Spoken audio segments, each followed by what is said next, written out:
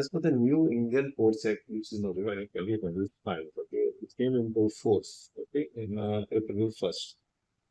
Okay, so, and there it is clearly mentioned, that in the Indian Ports Act, that states, all maritime states should have a state maritime board.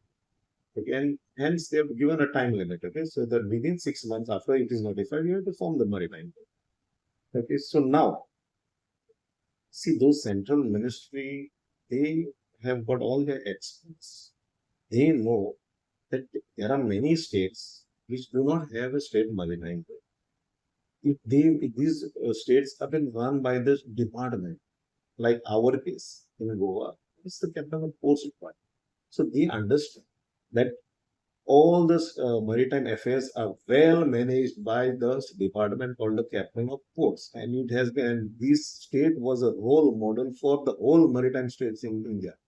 Okay, so here all the rules, everything has been taken from here to form the major rules over there. Okay, and even the captain of ports. Okay, now myself, I was also the part of the formation of these rules for IV Act, even suggestions from the Indian ports.